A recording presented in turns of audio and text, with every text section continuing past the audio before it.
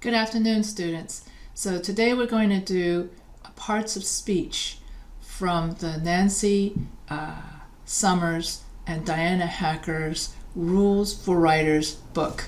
Let's see if I have that book with me. It's even on the correct page. So this is going to be the book that I'm going to be taking the parts of speech from. And that's the book that pages, we'll see when I do the sharing the screen. So today's video, we're going to go over parts of speech. And it's important to know the parts of speech so that when you read the descriptions on sentence structure, which is going to be the next video, you'll understand the descriptions, the grammar descriptions on how to write proper sentences. So today I'm going to start off with today's lesson on parts of speech. Traditional grammar recognizes 8 parts of speech: noun, pronoun, verb, adjective, adverb, preposition, conjunction, and interjection. Many words can function as more than one part of speech. For example, depending on its use in a sentence, the word paint can be a noun or a verb. Please paint the ceiling next. So here are the 8 parts of speech. Nouns. What is a noun? A noun is a person, place, or thing. The lion in the cage growled at the zookeeper. Nouns sometimes function as adjectives, modifying other nouns. Because of their dual roles, nouns used in this manner may be called nouns or adjectives. The leather notebook was tucked in the student's backpack. Nouns are classified in a variety of ways. Proper nouns are capitalized, but common nouns are not. For clarity, writers choose between concrete and abstract nouns. The distinction between count and non-count nouns can be especially helpful to multilingual writers. Most nouns have singular and plural forms. Collective nouns may be either singular or plural, depending on how they are used. Possessive pronouns require an apostrophe. The stage was set for a confrontation of biblical proportions. So here you have stage is the subject, was set is the verb, and for a confrontation of biblical proportions is a prepositional phrase. So subject, verb, object. Pronouns. A pronoun is a word used in place of a noun. Usually the pronoun substitutes for a specific noun, known as its antecedent. When the battery wears down, we recharge it. And so battery is the antecedent, and it is the proper noun. Although most pronouns function as substitutes for nouns, some can function as adjectives modifying nouns. Such pronouns may be called pronoun adjectives. That bird was at the same window yesterday morning. So that is a pronoun adjective. Pronouns are classified as personal, possessive, intensive, reflexive, relative, interrogative, demonstrative, indefinite, and reciprocal. Personal pronouns. Personal pronouns refer to specific persons or things. They always function as substitutes for nouns. Singular, I, me, you, she, her, he, him, it. Plural, we, us, you, they, them. So these are personal pronouns. Possessive pronouns indicate ownership. Singular, my, mine, your, yours, her, hers, his, its. Plural noun, our, ours, your, yours, their, theirs. Some of the possessive pronouns function as adjectives, modifying nouns. My, your, his, her, its, our, their. Intensive and reflexive pronouns. Intensive pronouns emphasize a noun or another pronoun. The senator herself met us at the door. Reflexive pronouns name a receiver of an action, identical with the doer of the action. Paula cut herself.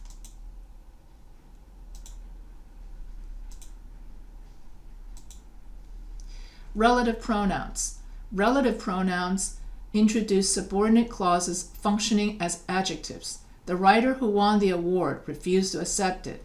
The relative pronoun in this case, who, also points back to a noun or pronoun that the clause modifies. Who, whom, whose, which, that. The pronouns whichever, whoever, whomever, what, and whatever are sometimes considered relative pronouns. These words introduce noun clauses. However, they do not point back to a noun or a pronoun. So relative clauses are who, whose, whom, which, that. So whenever you have something like John, who is rich, speaks French. So who is a relative pronoun, which turns the independent clause into a subordinate clause. Interrogative pronouns. So if you want to use who, whom, whose, which, that in a question, then you have an interrogative pronoun. So who is expected to win the election? Whose wallet is that? So when you turn the pronouns into a question, that's an interrogative pronoun. A demonstrative pronoun identify or point to nouns. Frequently they function as adjectives. This chair is my favorite, but they may also function as substitutes for nouns. So this, that, these, those are known as demonstrative nouns because they demonstrate where something is. This book means something that's close to me. That book, that's a book that's far away from me. These books, in other words, a bunch of books that's close to me, and those books, a bunch of books that's far away from me. Indefinite pronouns refer to nonspecific person or things. Most are always singular. Some are always plural. A few may be singular or plural. Most indefinite pronouns function as substitutes for nouns, but some can also function as adjectives. All, another, any, anybody, anyone, anything, both, each, either, everybody, everyone, everything, few, many, neither, nobody, none, no one, nothing, one, several, some, somebody, someone, something. For the most part, indefinite pronouns are singular, unless you have both and and. That is always, both and is always plural. And both and many are always plural. Reciprocal pronouns. Reciprocal pronouns refer to individual parts of a plural antecedent. In other words, each other, one another. So we must all love each other. We must always love one another. So when you have each other and one another, those are known as reciprocal pronouns. Verbs. The verbs of a sentence usually expresses action, jump, think, being, is, become. It is composed of a main verb, possibly preceded by one or more helping verbs. So verbs usually indicate action. The horses exercise every day. So exercise is a verb. The task force report was not completed on schedule. And so was is the helping verb and completed is the main verb. No one has been defended with more passion than our mayor. So has been is the helping verb. Defended is the main verb with more passion. So verbs can either be helping verbs or main verbs. Helping verbs. There are 23 helping verbs in English. Forms of have, do, and be, which may also function as main verbs, and 9 modals which function only as helping verbs. Have, do, be, change form to indicate tense. The 9 modals do not. So here you have helping verbs such as have, has, had, do, does, did, be, am, is, are, was, were, being, seen, and then modals, can, could, may, might, must, shall, should, will, would. All of these helping verbs come before the main verb. So if you would say, I can help, or I have helped. So always the helping verb helps the main verb, and then the main verb is the infinitive form, the infinitive base form. To go, to eat, to jump. I have jumped, or I have. So the verb phrase ought to is often classified as a modal as well. Main verbs. The main verb of sentence is always the kind of word that would change form if put into test sentences. Base form, usually, I walk, ride. Past tense, usually, yesterday I walked and rode. Past participle, I have walked, ridden. Present participle, I was walking and riding. Base form, plural form, usually he or she walks. Oh, S form, sorry. Usually he or she walks. This is actually the singular form, even though it has an S. If a word doesn't change form when slipped into the test sentences, you can be certain that it is not a main verb. For example, the noun revolution. It may seem to suggest an action. Can never function as a main verb. Just try to make it behave like one. Today, I revolution. Yesterday, I revolutioned. And you'll see why. So here, revolution cannot be a main verb. Anything ending in tion cannot be a verb. Any word ending in tion is usually a noun, and so therefore you cannot make nouns into verbs. When both the past tense and the past participle forms of a verb end in ed, the verb is regular, walked, walked. Otherwise, the verb is irregular, rode, ridden. The verb be is highly irregular, having 8 forms instead of the usual 5. The base form be, the present tense form am, is, and are, the past tense form was, were, and the present participle being, and the past participle been. Helping verbs combine with main verbs to create tenses. Some verbs are followed by particles, particle words that look like prepositions but that are actually part of the verb. Common verb particle combinations include bring up, call off, drop off, give in, look up, run into, take off.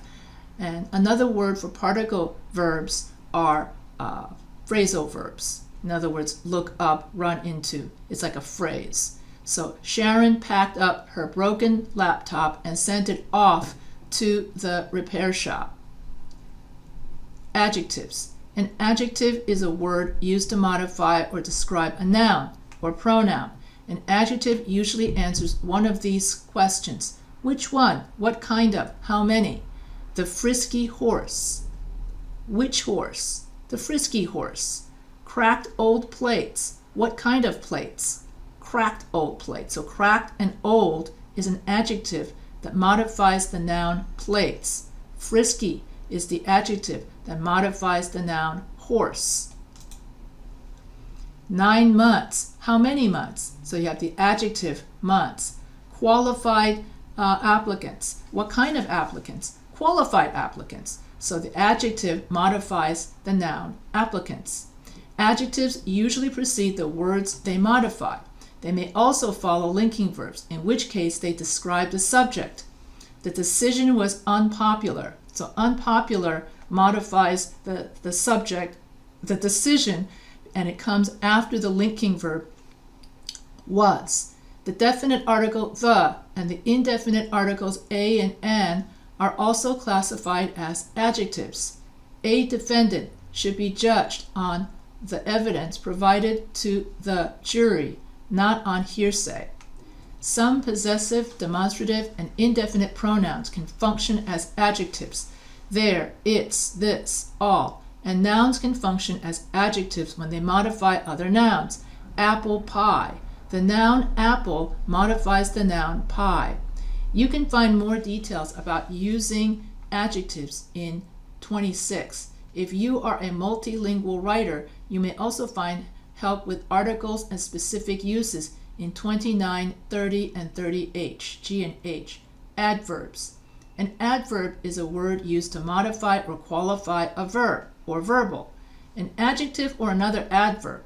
It usually answers one of these questions. Where, when, how, why, under what conditions, to what degree. And so adverbs modify verbs. Pull firmly on the emergency handle, and usually adverbs end in ly. Read the text first and then complete the exercises. Read when, complete when. Adverbs modifying adjectives or other adverbs usually intensify or limit the intensity of the word they modify. Be extremely kind, and you will have many friends. We proceed very cautiously in the dark house. The words not and never are classified as adverbs.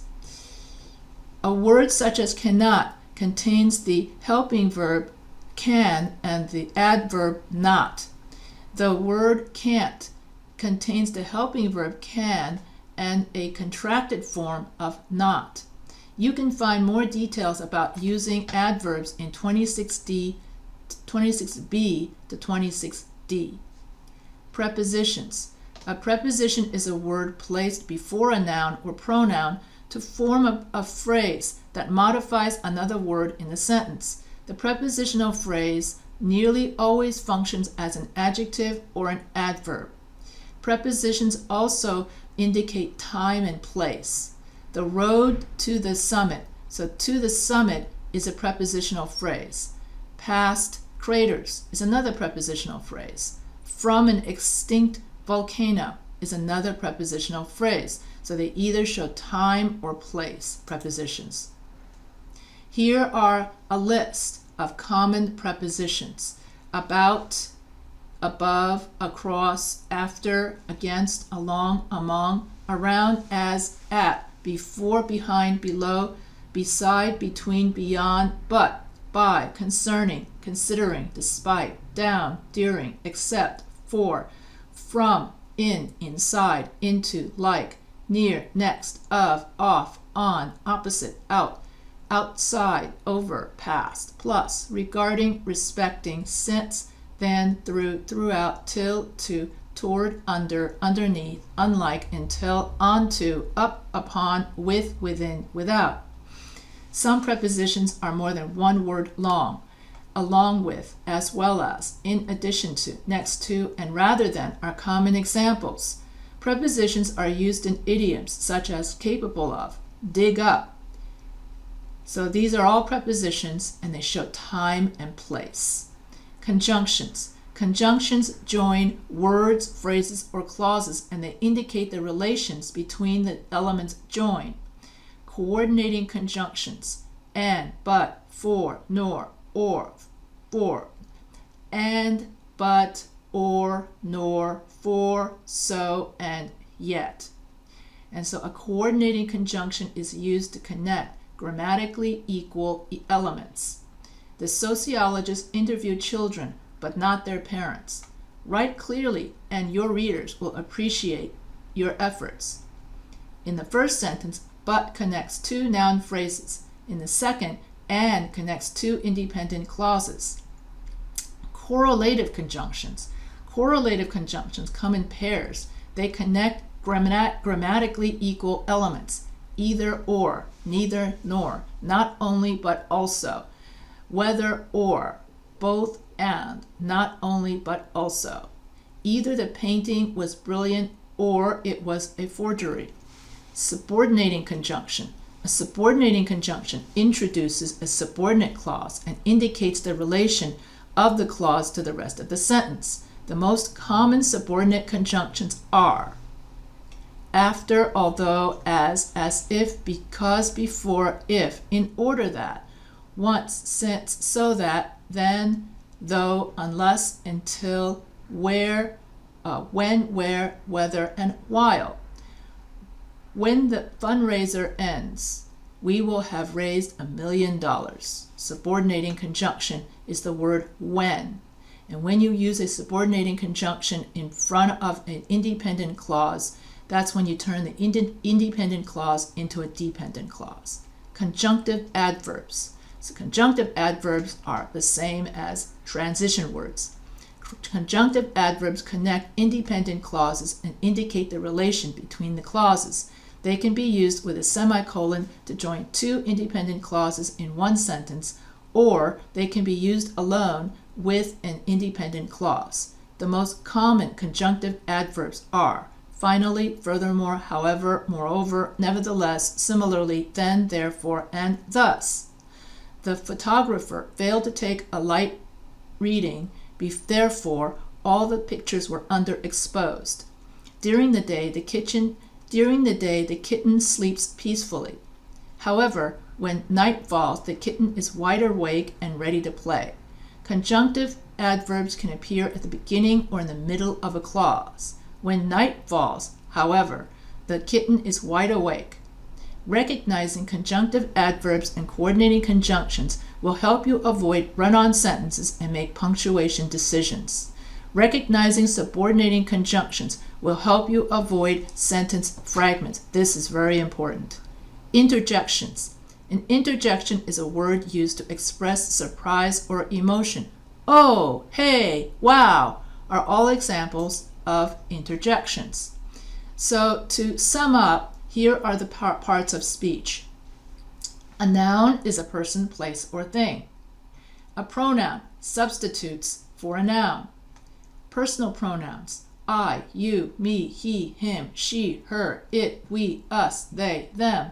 Possessive pronouns: my, mine, your, yours, her, hers, his, its, our, ours, theirs, theirs. Intensive and reflexive pronouns: myself, yourself, himself, herself, itself, ourselves, yourselves, themselves. Relative pronouns: that, which, who, whom, whose. Interrogative pronouns: who, whom, whose, which, that. Demonstrative pronouns: this, that, these, those. Indefinite pronouns: all, another, any, anybody, anyone, anything, both, each, either, everybody, everyone, everything, few, many, neither, nobody, none, no one, nothing, one, several, some, somebody, someone, something. Reciprocal pronoun: each other, one another.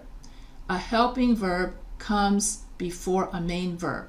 Modals: can, could, may, might, must, shall, should, will, would, ought to.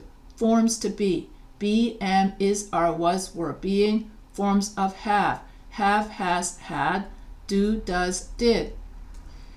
A main verb shows action or a state of being. A main verb will always change form when put into these positions. Usually I, walk, ride. Yesterday I walked, rode. I have walked, ridden. I am walking, riding. Usually he walks, rides. The highly irregular verb be has 8 forms: be, am, is, are, was, were, being, been. An adjective modifies a noun or pronoun, usually answering one of these questions: which one, what kind of, how many.